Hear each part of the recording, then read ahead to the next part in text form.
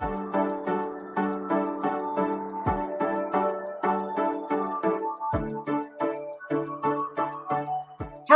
and welcome to Why We Do the Work, a couple of lifelong friends and working moms discussing the realities of childhood cancer. I'm Arjorie. And I'm Lori.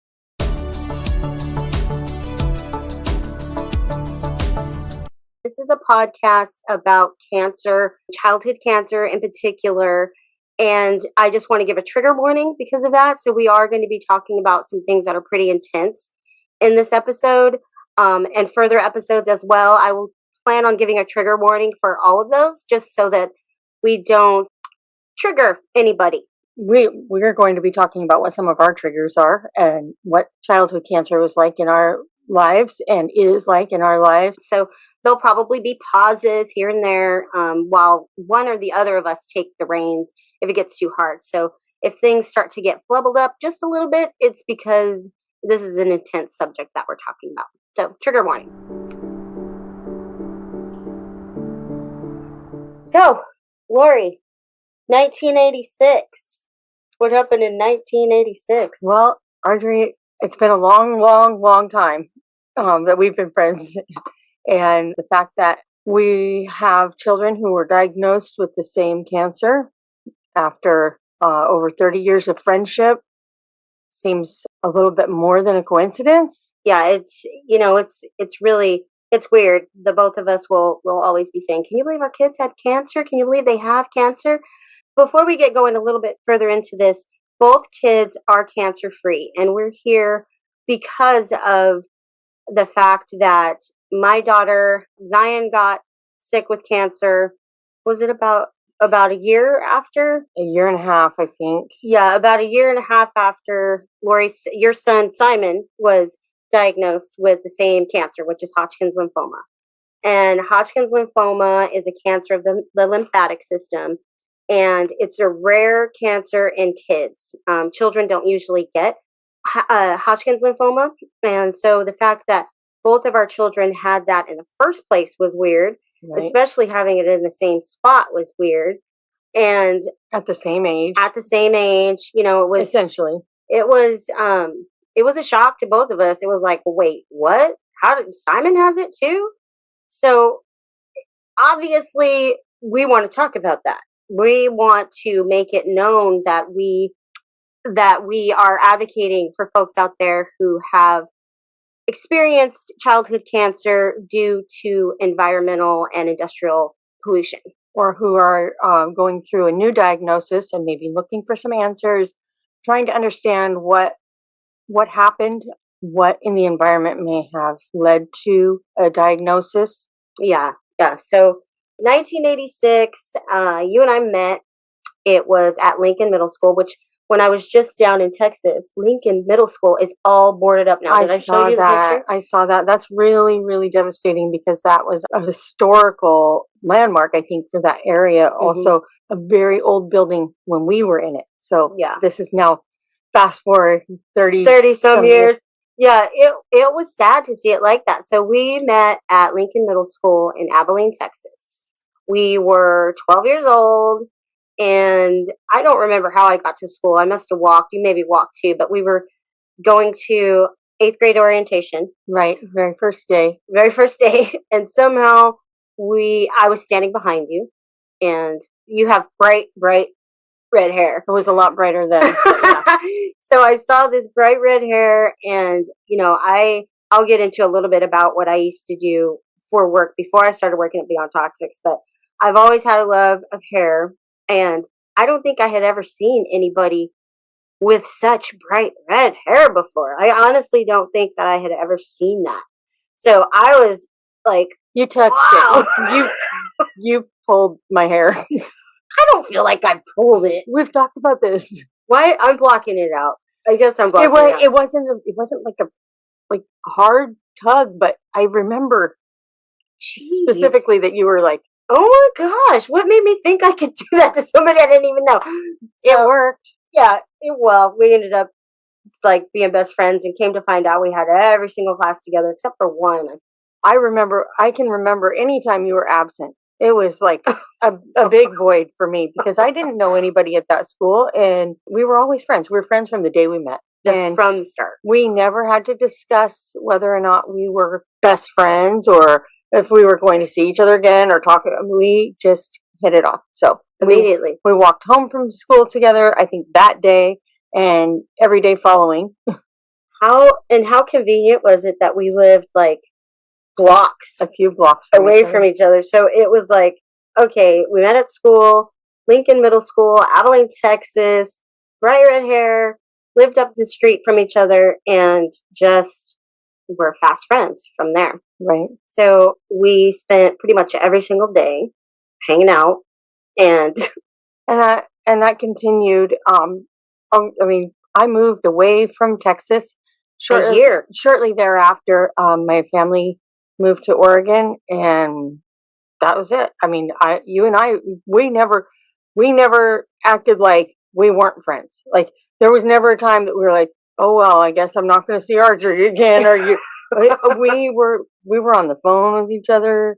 We were planning the whole time, planning for you to come to Oregon the whole time, and I did. We had only known each other for like a year, and just stayed in contact with letters and phone calls because there was no email or text messages or FaceTime. There was none of that. So no social media. It's pretty incredible that we were able to keep our friendship going for so long with none of those things that made it easy. Like we had to work to make sure that we were able to still talk to each other once you moved away.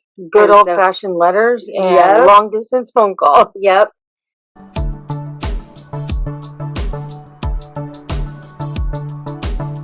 So I moved out this way in 1993. I was 19 years old, almost 20.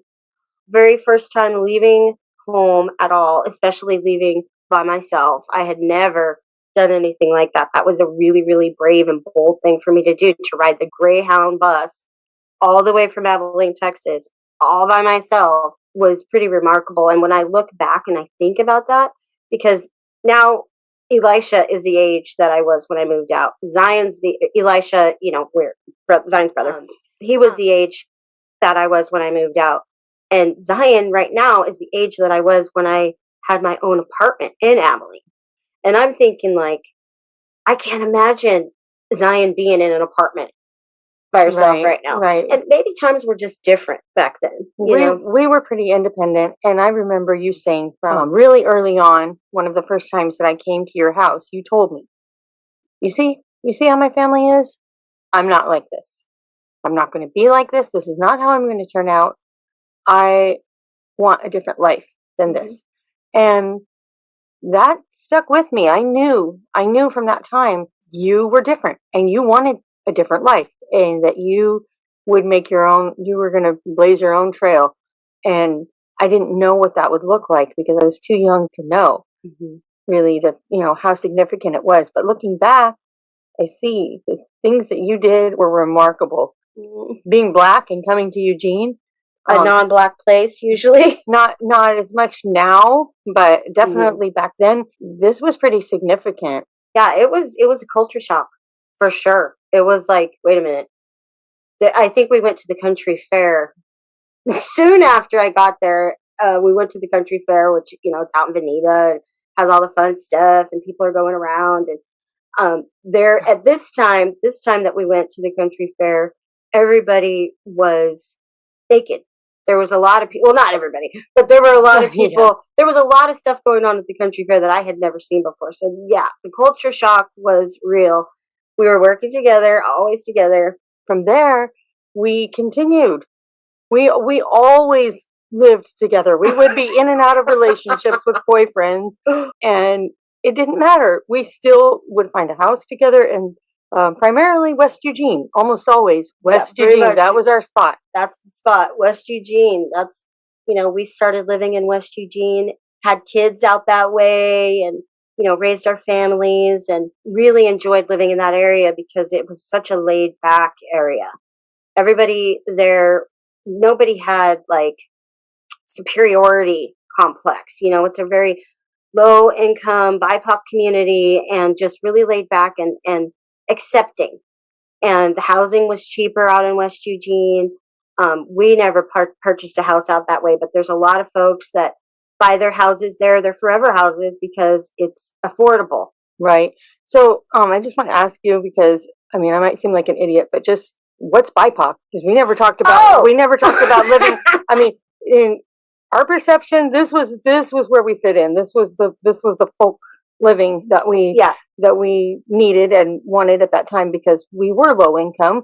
We were just teenagers, and even after we were new parents, we were still living in relatively low income or lower middle income neighborhoods, like over there by Garfield and West 11th and West 18th and West 14th. Always West. I lived on West 22nd at some point. Right. BIPOC is Black, Indigenous, and people of color. Oh, okay. So we're just talking about lower income and minorities, right? Yeah. Okay. So that's where and how we ended up in West Eugene, just going all around and living together and having kids, and ended up having a child just months apart, like not 5 months, 5 months apart, which was not planned. I'm surprised that we never planned to have a baby at the same time. Well, I think we had planned on it, but we just didn't. I mean, we didn't plan it with our spouses or our partners, but between ourselves, we knew that we wanted to raise our children together, and they were. I mean, our kids are bigger now, but all through their toddler years, infant. I mean, we have pictures from every stage of childhood and our children playing together like cousins. Yeah. You're auntie, I'm auntie, they're cousins, and that's just how it was. That's how we raised our kids, and our families were really close, and we were close, and we're a good example to our kids to see what type of friendship you can have. It's a rarity. Everybody's always searching for this type of friendship, I know, and we're very lucky that we found it. But I think showing our kids the stick to it, right, about a friendship kind of showed them that they can stick to it with anything. I think that we were good examples just living. The one thing that we definitely never planned on sharing was a cancer diagnosis.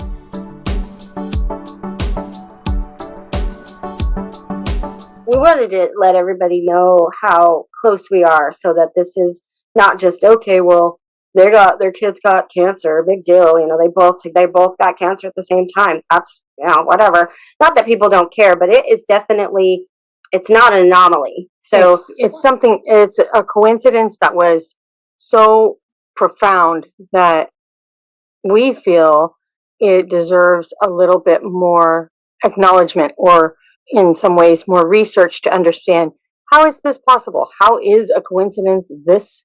I mean, it's pretty bizarre. It's like as if one of us won the lottery and then the other one won the exact same lottery for the exact same amount. I mean, it's really not the type of thing that we would ever expect to have shared. And in our friendship, we've shared a lot of things and had a lot of things happen the same time in our lives, and things that we've made happen. But this one we didn't make happen, or at least not to our knowledge.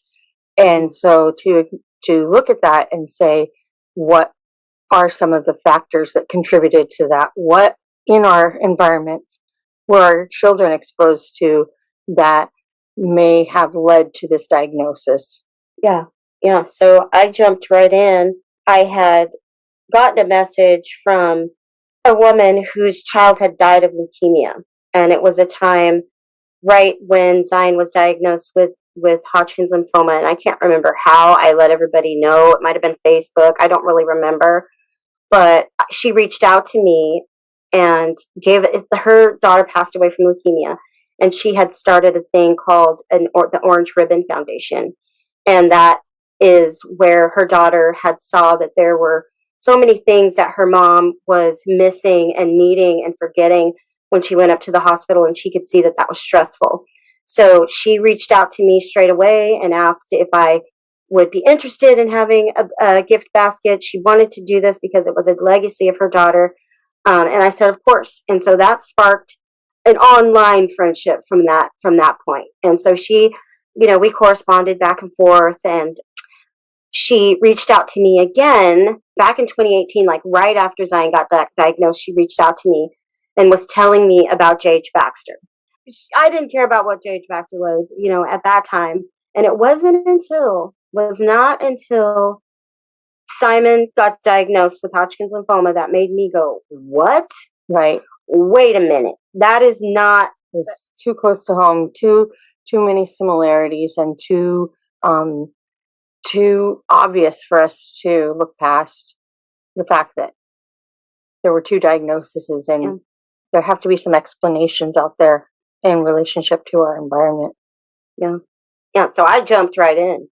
Into I want to know what happened mode, and so I started researching, and I remembered that message when Simon got diagnosed. I remembered that message, and I went back and I looked through our messages, and I read it, and I was like, whoa, J.H. Baxter, I'm going to go look and see exactly what this place is, because if she's telling me that she thinks it made her daughter sick, then maybe I need to see if it's made our kids sick. So I got online and I was in research mode, and I had been in research mode because I was doing my ancestry.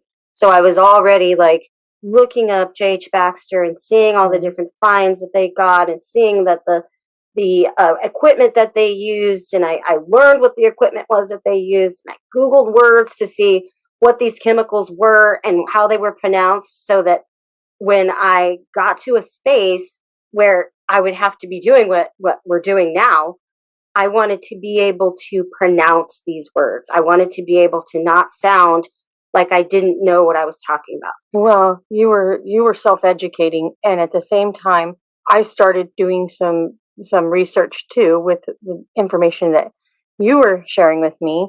And from, of course, at that time, Simon had just started chemotherapy, and so I was pretty consumed with being in an active battle with cancer and being supportive of Simon. But at the same time, I started reading about how this wood treatment plant was polluting the environment, and what some of the carcinogens were that our children were exposed to, that other people's children are exposed to, and then trying to understand how this relates to us, how it relates to other people in that neighborhood who are still living in that neighborhood, and what that meant. I mean, were our kids' diagnoses a direct result of what they were exposed to in their environment? I think so. Yeah, 100%. I have absolutely no doubts. And one of the things that I read right off the bat was about Beyond Toxics, and about Lisa's involvement in trying to bring forth some of the toxins, of some of the detriment of what was going into the environment a long time ago, back when our kids were little, actually. And then for you to start being more interested and to take a role within that fellowship, I mean, I think that was really a big step for you, and also really exemplifying what we needed to do as far as why we do the work.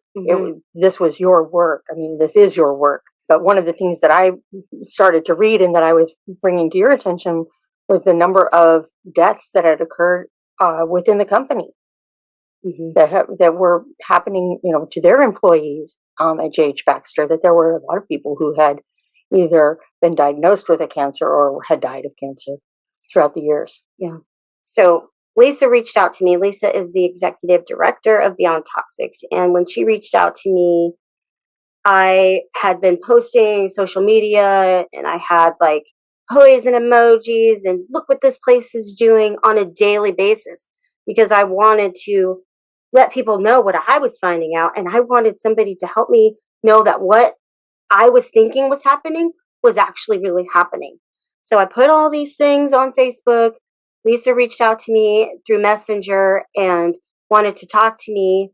And it just like spread like wildfire after that. Like, I met her, and she saw how interested I was, and saw the story of me and you, and how abnormal that was. And I started working with Beyond Toxics very, very limited amount of hours. And I enjoyed that because I like to be at home. So I was already doing what Lisa had asked me to do as a job. And so as things started to progress with Beyond Toxics, I mean, with J.H. Baxter and all that, my role has expanded into something that I never had imagined I would be. Can you believe I'm like in these meetings and I'm talking to people and I'm standing up and I'm public speaking and I'm doing all these It's hard to believe because where you were coming from as a stylist, a beautician, no, that I did not imagine my wildest dreams. However, you had a really good motivation for this to be your baby, for this to be something that you would really strive to know more about and to educate others about. And it makes sense because with two diagnoses between our families, we needed some answers and we knew that something wasn't right. We didn't really understand the depth of where did that come from or why would this affect both of our children until Simon was diagnosed. And then, you had said to me, doesn't this make you mad? Well, at that time, not really, because I was really focused on trying to get this kid healed. And, now that he's cancer free, I feel more passionate about understanding and helping others understand what toxins can be related to cancer and cancer diagnoses and how those things in our community are being regulated. I mean, I'm still mad. I know you're mad now. I was mad then. I'm still mad because it's I mean, it was avoidable. They didn't have to be poisoned like that. That facility and the facilities surrounding that area. I'm not saying that all of them are doing what J.H. Baxter is doing. I'm sure there's some out there that are following the regulations as they should, but there are 30 some industrial facilities out there. So I'm not saying that everybody's doing bad, but it does make me mad, and it makes me wonder what is going on, in these other places. And I would want somebody to tell me the way that we're speaking out. I would want somebody to do that for me. And it's home, and it's that's where we lived. That's where we played. That's where our kids played in the sprinkler. That's where we saw these industrial facilities. And I know that I was not thinking about what they were putting out at all. I was just like, okay, well, that's where that's happening. Industrial area. Yeah, industrial area. Calling it the industrial area lightly. Right. Like at that time when we were calling it that, I was just like, okay, well, industrial area, that's just where we live, and there's smokestacks and there's these giant facilities, and I was never ever ever thinking about what they could have been putting out. Well, and looking at that now from the perspective that we're looking at it now, J.H. Baxter is one that is a really obvious threat because J.H. Baxter is one that most people in that neighborhood will agree is mostly responsible for those really bad smells in the air, lingering smells that lasted for days and weeks at a time and would maybe let up for a short time and then again, and pools of questionable water, polluted water, and or oils, chemicals, substances that we didn't know what they were or still don't entirely know what they are. Those things weren't important to us. We didn't we lived in that area, yes, like many other people, and probably, not a real balance with the rest of the community. I mean, the people that were living over in East Eugene aren't exposed in the way that our kids were exposed. And if you look at the community, you see that the socioeconomic community over there is, you're looking at people who are wealthy and people who can afford to live in areas that are not polluted. We weren't on that side of it. And so if this is the cost, if this is what this is what we have to pay, it's not fair. And somebody needs to speak up about it. Somebody needs to bring that to light, I think. Yeah. I'm really happy that we're here, because it's not just, we are from that community. And I think that shows, even though we both don't live down in West Eugene anymore, for us to be extending ourselves in this way, I think it shows the community, wow, okay, we really can do something about this. We really, here's this lady who, she didn't go to school for any of this. I make sure to tell people that. They're like, I'm just a mom that cares. I didn't go to school for environmental justice or environmental science or any of that. I am just a mommy that cared, and you're just a mommy that cared. And so I think that being from that community and being mothers and having children that have had a diagnosis of cancer, luckily, and we're fully blessed that they were able to come out on the other side of that. But there are so many families, there's so many Zions and Simons that are out that way, and our other children. There's so many people that are out that way that don't know, that go around how we were. They smell this, maybe smell the smell, but everybody's just going around like not really. Well, now they're thinking about it more because J.H. Baxter is like in the forefront, and they're closed. And they're closed. Do you remember when we went and we were doing the video right after J.H. Baxter closed, and we were doing the video right there in front of him? And when we were going to meet Lisa, we had gone down there to record this video after J.H. Baxter had closed, and I didn't know exactly where we were going, and I drove right into J.H. Baxter. Right, and I drove right into the parking lot, and so that was revealing in itself. But also, for me personally, we got out of the car, you met Lisa, and I walked the other direction with my youngest, Savannah, and we just walked, just up the way. Yeah, just maybe a 16th of a mile. I mean, not any distance at all down the little bike path, and found ourselves standing right in front of the house where Simon was in childcare. His babysitter for several years when I was working in the hotels was right there. I mean, you can see J.H. Baxter from their front door.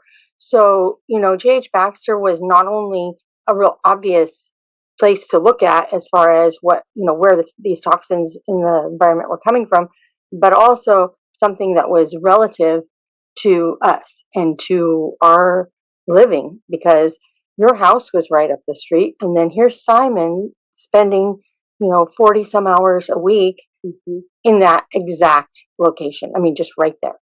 So that was, to me, any questions that I had about whether or not this was applicable to you or to me were pretty much nixed right there. I mean, I knew right then this plant, when it was in full operation and our kids were living here right underneath its toxins, had really strong impact on our kids' diagnoses.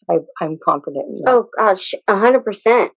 100%. And when we were down there and doing the video and we took pictures, and I was so proud of you for allowing the pictures to happen, I remember Lisa saying, like, she said something like, take a deep breath to me, or do you smell anything? And I didn't. And it was so nice to see families walking around outside on the bike path and just living their lives. It felt so good to know that they weren't breathing in the emissions from J.H. Baxter, and the air was clearly different for the first time in over 100 years. Yeah, for the first time in over 100 years, the fact that you were a part of the team that brought that to a head, to where they were being regulated in a way that probably should have been happening for a long time. But you stuck with it, and your team stuck with it, and making those changes didn't come easily. They were changes that were on the way for a long time, but to come to fruition was really definitely a big sign to me that you're in the right place, you're doing the right work, and that we're really lucky to be a part of it. At the same time, unfortunately, what brought us to that place is, cancer diagnoses that we couldn't ignore.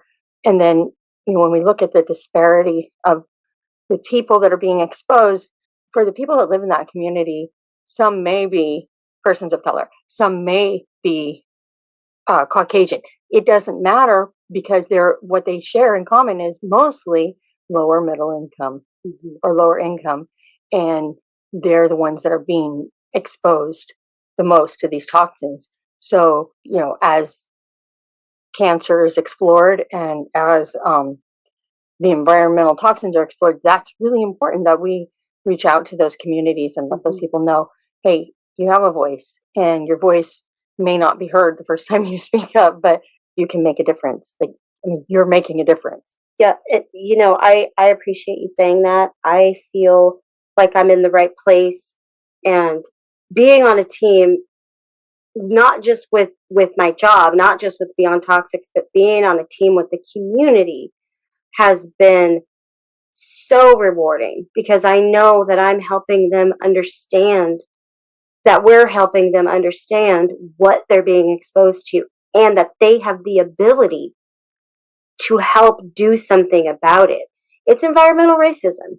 So, West Eugene has been sort of just tucked away, like swept under the rug. And that's not fair, because it's people. Just because there are industrial facilities out there does not mean that the industrial facilities own that neighborhood.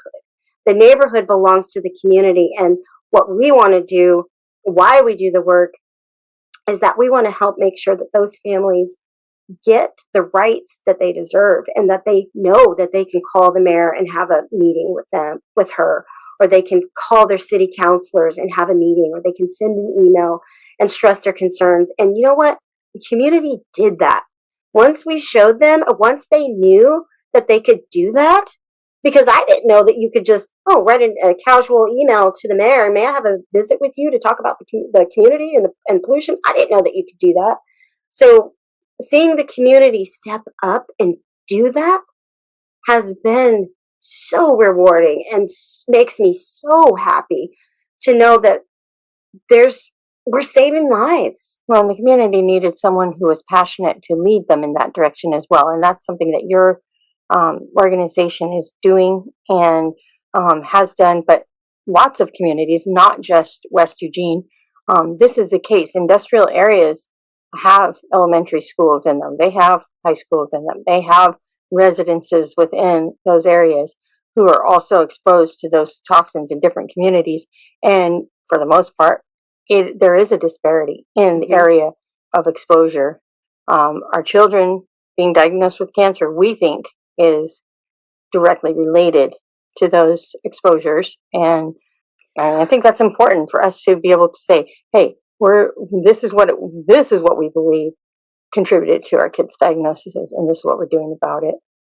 What really, really, really shines a light on what's going on in West Eugene is that because of the work of Beyond Toxics and the community, we were able to get the OHA to do I don't want to say a survey, but what they did was they did a study to see if there was a cancer cluster there in West Eugene. And they discovered not only higher cases of lung cancer, but also of Hodgkin's lymphoma. Hodgkin's lymphoma is not just a regular cancer. You don't just, not that any cancer is regular, but it's not as prevalent as breast cancer. It's not a genetic disease.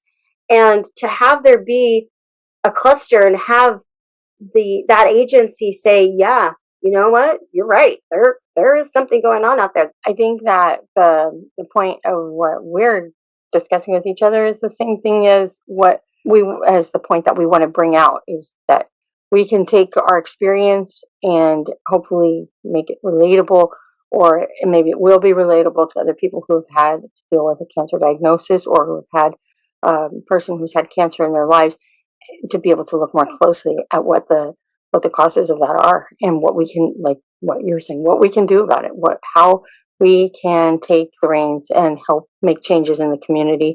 And for some people, like myself, in the middle of trying to help your loved one recover from cancer, you may not be in a position that you can make those changes, but you can support someone who is. Mm-hmm.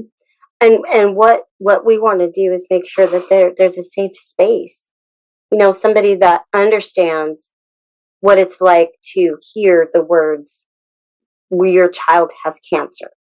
We know what that feels like.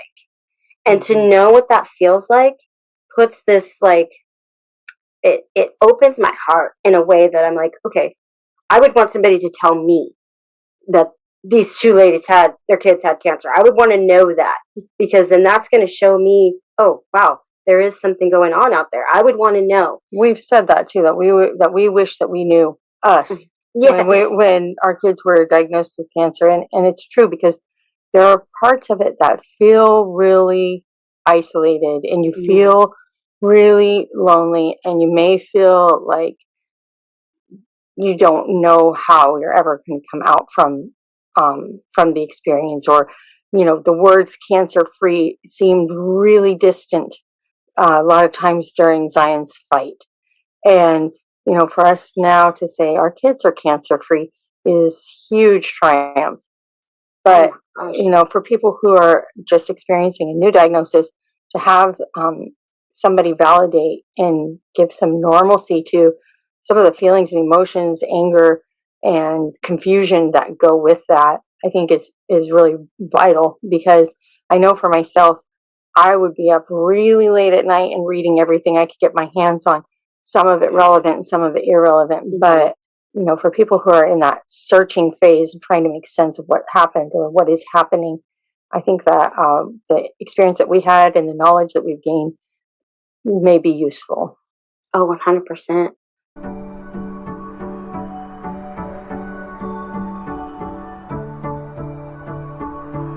I didn't look for a podcast like this. I wasn't even listening to podcasts before the pandemic. The pandemic made me get my AirPods in and listen to podcasts. So now what I've tried to do is kind of try to find a podcast that's like this.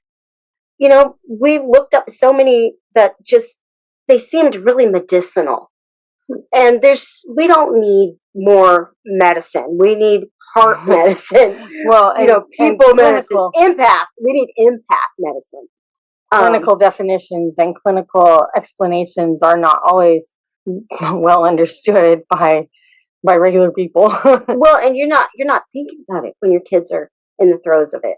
Right. You're not thinking about it. You're thinking about getting your child better. Well, and something I'm just going to share this. I think I probably shared it with you, but it just keeps coming to the forefront of my mind right now.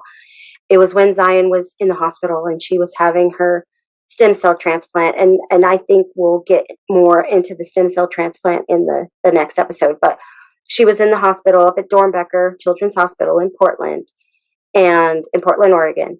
And she was asleep at this point. And the only time you could really go out, because we were isolated in her room, the only time that we could go out of the room was in the night when everybody was asleep. And she could even go out for a little bit. And in the beginning of the stem cell transplant, she did. She walked the laps and did all that. But towards when it was really, really happening, she stopped doing that. But I still would go out into the hallway just for a minute, just to get out of that for just a second and get some headspace. And I saw this guy come out of the room that was next door to me. And it's making me want to cry thinking about it. But I saw him come out, and it was just as I was coming out of the door. And I don't know if it was a brother or a friend or cousin or whoever it was that was comforting this gentleman that was coming out of the room. And he just looked so weak, and this friend was holding him up, and he just said, "Man," he's like, "I'm hurting more than I've ever hurt. I feel so weak right now." And I looked at him. I didn't smile, because you're not going to smile right then when somebody's saying that. I just gave him a look like, I know how you're feeling. And I felt so happy for him to have that person. But it touched me in a way that I was like, I am surrounded right now by people who know what I'm feeling. And that was comforting to me. And I think that I gave comfort to him, to see that someone else understood. Yeah, and that he didn't have to mask how he was feeling, because he was in an area where you could do that, where you could let down and feel like you're around people that understand you. And it was rough. It was rough to see him like that. But it was profound in your experience, because it's something that you are still looking back on. And there are people who are in the very beginning of that process who may not feel like there's a support system, and they may not feel like there are answers, and they may not feel like anyone else understands. So hopefully we can shed some light on that. Hopefully we can share some of our empathy and some of our own trials, which have led us to where we are now, with 2 kids that are cancer-free, thank God. I think we've talked about this before, but it started to feel normal in there, didn't it? Like, it started to feel like out outside was foreign, and inside of the hospital was where we were supposed to be, which it was. We were supposed to be there in the hospital with our kids, but it felt like the outside world was foreign. Well, and I think your experience differed from mine a little because you spent some nights there. We were only on outpatient, so we didn't spend any nights there. However, we were dealing with another very difficult reality, which is that Simon, my son, who was being treated with chemotherapy and then radiation, had two siblings who were left at home alone. And, that in itself is a different trauma. And I think that's something we're going to discuss in an upcoming episode. But there's a whole different weight to that, which is that in order to care for the needs of my child who was suffering from cancer, I had to leave my then 3 and 11-year-old to fend for themselves at home. Sometimes that was 8 hours or more because we spent a full part of the day at the hospital, and that was really, really hard on our family. It definitely has made us stronger in the long run, but it took a toll on us. And we'll talk about the siblings. I think that's a very important topic to discuss because they do get kind of, I don't want to say pushed aside, but there are, I don't know. We'll talk more about the siblings. I don't want to get too deep in that because it is going to be something that we discuss. But, so like I was saying, it felt weird out and it felt normal in, and I want to be a space. I want this podcast, that we're doing with Beyond Toxics with my work. I want this to be a place where someone can go and it's recorded, so if there's something that touches on somebody's heart, or they're like, I really need to hear that again to let me know that somebody understands, it's recorded and they can go back and listen to it, and it could be healing. Working the way that I have and with the organization that I'm with Beyond Toxics has been healing to me. I know that this is hard for you. I know that it is. And I want to recognize that because this is the first time that you've talked about it out for anybody else to hear that. So I just want to, I'll continue to thank you for that because it is important to hear your voice and the reason why we do the work. It's a part of the process, and I'm glad to contribute to that. But also, it is also healing for me. The way that I basically cope or am comforted is different, maybe than some people.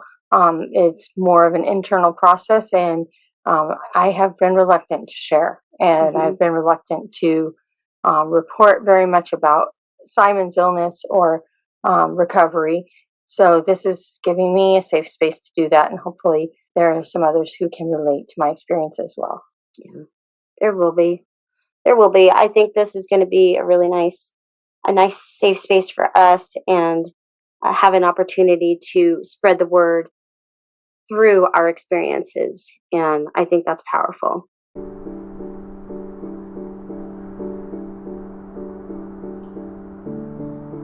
We're going to start winding down. I don't want us to just rabble. We just want to let everybody to know who we are, why we're here, and then we'll get into the meat of it in further episodes. But we just wanted to jump in and make sure that we introduce ourselves to the world. Thanks for that. Yeah.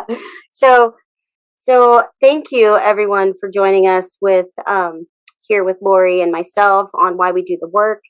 We appreciate you taking the time to listen to us, and we hope that you will come back next week where we will be discussing in detail about how we think our children were able to cope with having cancer, having the diagnosis of cancer. So we're going to get in deep with that, and we hope that you'll come join us.